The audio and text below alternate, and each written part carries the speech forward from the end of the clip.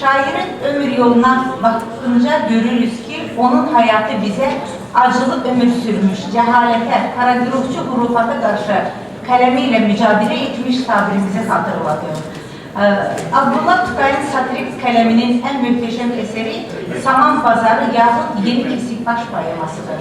Cehaleti, geriliği kamçılayan bu poemayla okucu Tatar halkının başına getirilen musibetleri görüyor. Bildiğimiz gibi Kesikbaş hakkında yayılan dini efsaneler Türk halkları arasında geniş yayılır. Bu konuya başvuran her bir sanatçı Kesikbaş karakterinde kendi amacına uygun kullanmış, zamanesinin iç yüzünü açıp okuruna göstermiştir. Abdullah Tukay da zamanesindeki geriliği kamçılamak için bu halk efsanesinde yararlanmıştır. O bu efsaneye yanaşan olayları çalarını yapmış, onun çağdaşı olduğu Tatar halkının hayatıyla bağlamıştır. Demek şair Kesikbaş'ın şahsinde mücerretlikle reallık arasında bir bağlantı oluşturabilmiştir. Kesikbaş efsanesi Türk halkları arasında yaygın bir efsanedir.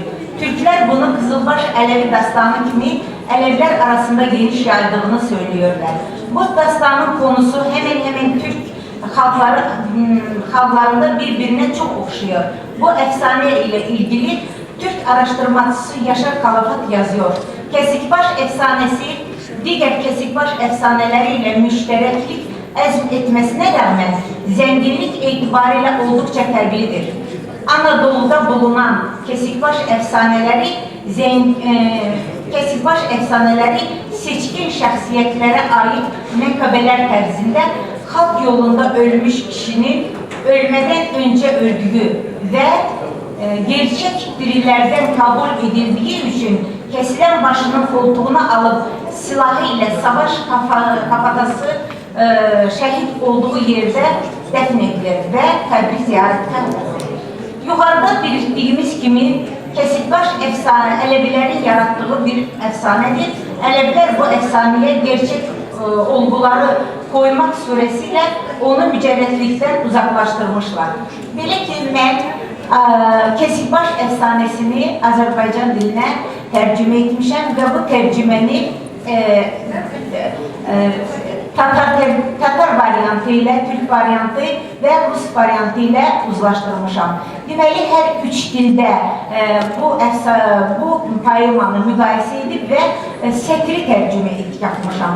Bildiğimiz gibi Kesikbaş efsanesi Abdullah Tukay'ın yazdığı Kesikbaş poeması hamıya məlumdur ve burada Kesikbaş suretiyle, yani Kesikbaş efsanesiyle müellif bize neyi anlatmak istiyor?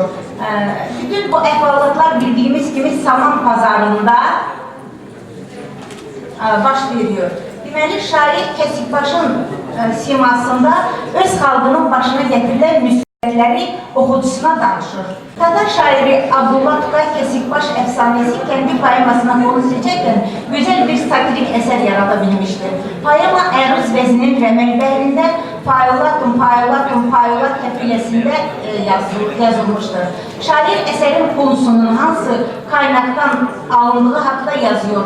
Fars kitaplarından alınan örnek nezmi dolayısıyla olmadı pek demekle poemada olan vezin hatalarını gösterir. Bu efsanenin Hristiyan kaynaklarında da olması hakkında Mustafa Ergünşah yazır. Yeni Kesikbaş motifi Türk folkloru yanında Hristiyan folklorunda da rastlanmaktadır.